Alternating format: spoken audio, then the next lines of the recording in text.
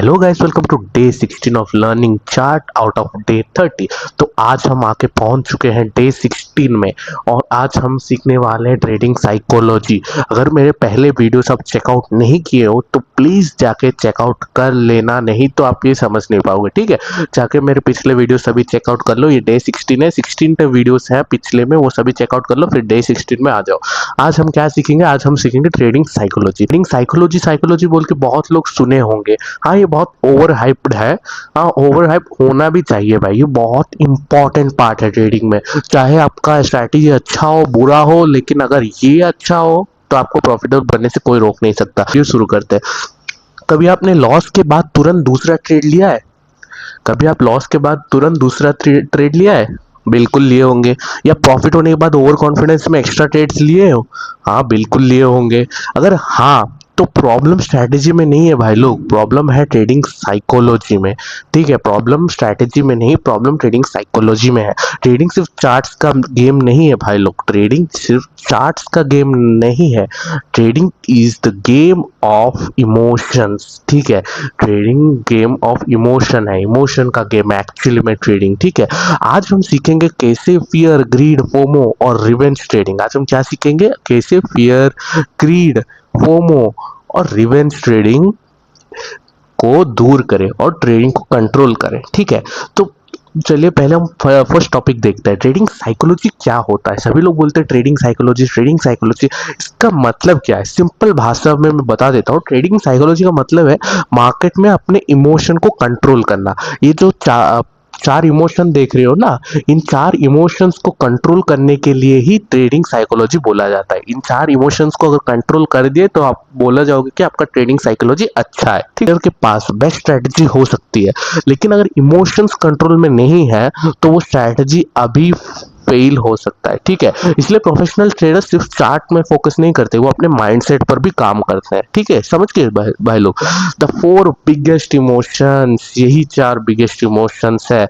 देखो, 4 biggest emotions है। First में आता है फियर, सेकंड में आता है ग्रीड, थर्ड में आता है फोमो, फोर्थ में आता है रिवेंज ट्रेडिंग। ठीक है, यही 4 इमोशंस आपके ट्रेडिंग करियर में आपको पीछे छोड़ सकते हैं। अगर ये 4 इमोशंस को आप अगर भूल गए तो मान लो आप ट्रेडिंग 80% सीख गए। ठीक है, फियर क्या होता है देखते हैं। फियर फियर की वजह से ट्रेडर्स जल्दी प्रॉफिट बुक कर देते हैं। फियर के वजह से ट्रेडर्स क्या करते हैं? जल्दी प्रॉफिट बुक कर लेते हैं, नहीं तो अच्छा सेटअप होने के बाद भी एंट्री नहीं लेते हैं, वो फियर के वजह से। ठीक है, फियर डिसीजन को वीक बनाता है। ये की पॉइंट्स आप याद रखो, फियर डिसीजन को वीक बनाता है। ठीक है, और ग्रीड की वजह से ट्रेड टारगेट के बाद भी एग्जिट नहीं करते। अगर ये ग्रीड आ गया ना आप में, टारगेट दे देगा फिर भी आप एग्जिट नहीं करोगे। या लॉट साइज अननेसेसरली इंक्रीज कर देते हैं भाई लोग। लॉट साइज अननेसेसरी क्यों इंक्रीज करते हो? मैं बार बार बोल रहा हूँ, जब भी आप लूजिंग स्ट्रीक में हो तो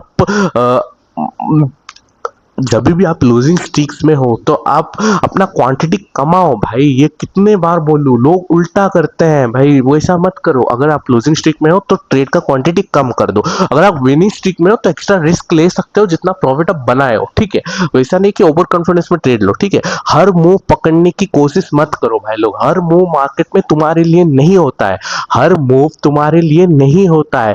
पर्टिकुलरली आपके सेटअप के हिसाब से ही मूव पकड़ो। ठीक है, और फोमो, ये सबसे बड़ा जेंजी वाला मिस्टेक। जेंजी लोग इसको बहुत ही ज्यादा फील करते होंगे भाई लोग। प्राइस ऑलरेडी मूव कर चुका होता है और हम सोचते हैं बस अभी एंट्री ले लेता हूँ, अभी एंट्री ले लेता हूँ। फिर क्या होता है? बिना कंफर्मेशन के एंट्री ठोक देते हैं।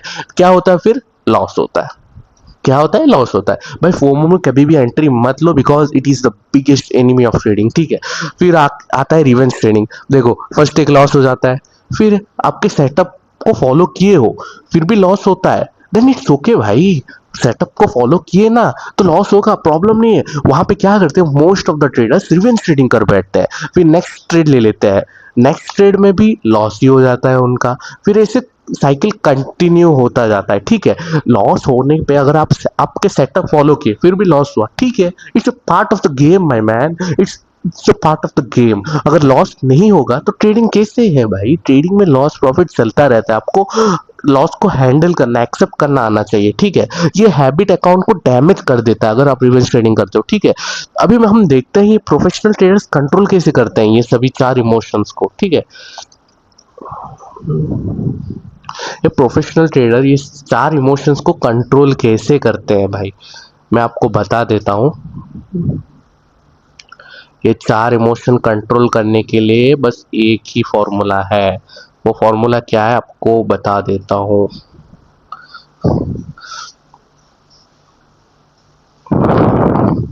ये चार इमोशन कंट्रोल करने के लिए प्रोफेशनल ट्रेडर बस एक ही फॉर्मूला यूज करते हैं, उसका नाम क्या है? डिसिप्लिन। डिसिप्लिन रखो अपने सेटअप पे। आप एक सेटअप को 100 बार फॉलो करो, ना कि 100 सेटअप को एक बार फॉलो करो। वैसा नहीं, एक सेटअप को 100 बार फॉलो करो, आप प्रॉफिटेबल बन जाओगे। Professional traders trading plan follow करते हैं, फिक्स्ड रेट रिस्क यूज करते हैं, हर सेटअप का वेट करते हैं, लॉस को एक्सेप्ट करते हैं, मार्केट को फोर्स नहीं करते हैं। भाई लोग, ये जो जो चीज मैं बोला हूं ना, अगर आप आंख मुझ के फॉलो कर दोगे, मैं बोलता हूँ आप 6 महीने में प्रॉफिटेबल बन जाओगे। अगर ये चीजें, ये इमोशंस कंट्रोल करना आपको आ गया तो भाई आप मास्टर बन जाओगे ट्रेनिंग में, ठीक है।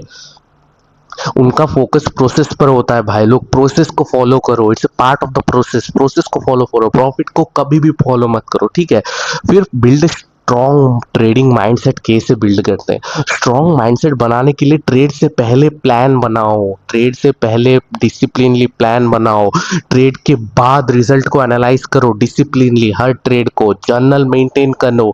ये सबसे इंपॉर्टेंट चीज है, जर्नल को मेंटेन करो। कैसे आप क्यों लिए है ट्रेड, क्यों, रीजन क्या है, एसएल का रीजन क्या है, टीपी का रीजन क्या है, पूरा जर्नल्स को मेंटेन करो भाई। Journaling is the best part of trading, ठीक है।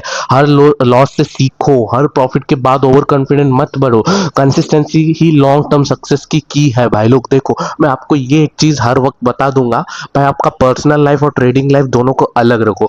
जब भी दो मिक्स हो जाएगा ना, आपका ट्रेडिंग बहुत ही गंदा चलेगा। मैं ये बार बार बोल रहा हूँ, आपका पर्सनल लाइफ और ट्रेडिंग लाइफ दोनों में आकाश पाताल डिफरेंट होना चाहिए।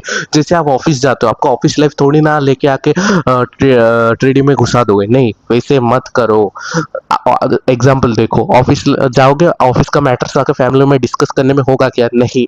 वैसे ही ट्रेडिंग को प्रोफेशन की तरह ट्रीट करो, वो एक काम की तरह ट्रीट करो, ठीक है। मैं एक एग्जांपल देता हूँ, देख लो। मान लो आपने एक परफेक्ट सेटअप लिया, लेकिन ट्रेड लॉस हो गया। क्या इसका मतलब स्ट्रैटेजी खराब है? नहीं भाई, स्ट्रैटेजी करेक्ट है।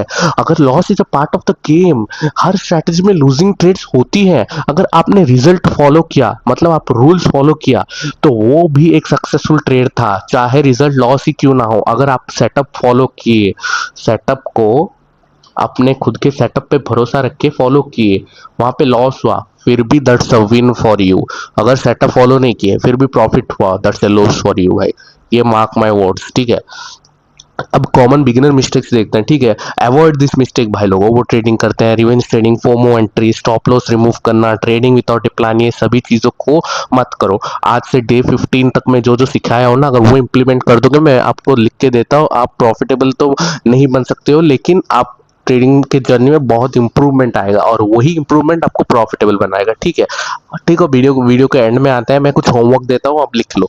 आज का होमवर्क, एक नोटबुक लो और लिखो, लास्ट 5 ट्रेड्स में अपने आपने कौन सी इमोशन फील की, फियर, ग्रीड, फोमो या रिवेंज। फिर लिखो उसको। अगली बार उस इमोशन को कंट्रोल करने के लिए आप क्या करोगे, वो मुझे कमेंट में जरूर बताना, ठीक है। चलो वीडियो के एंड में आते हैं। आज हमने सीखे ट्रेडिंग साइकोलॉजी, ट्रेडिंग साइकोलॉजी क्या होते हैं सीखा हम। आज हम सीखे ट्रेडिंग साइकोलॉजी क्या होता है, फियर सीखा, ग्रीड सीखा, फोमो सीखा, रिवेंज ट्रेडिंग सीखा, प्रोफेशनल माइंडसेट क्या होता है सीखा। भाई लोग, याद रखो, मार्केट को कंट्रोल नहीं कर सकते हम, वो बहुत बड़ा है, लेकिन अपने डिसीजन को जरूर कंट्रोल कर सकते हो। जैसे कि ग्रीड, फियर, ये सबको कंट्रोल करोगे तो मार्केट से पैसा बना सकते हो, ठीक है। कल डे 17 में हम सीखेंगे ट्रेडिंग जर्नल कैसे करते हैं, ठीक है। प्रोफेशनल ट्रेडर्स हर ट्रेड को रिकॉर्ड क्यों करते हैं और कैसे इंप्रूव करते हैं, ये सब सीखेंगे। चलो, अगर वीडियो पसंद आया तो लाइक, शेयर और सब्सक्राइब कर दो। क्यूएमएल ट्रेडर्स को मत भूलो। मिलता है डे 17 पर। थैंक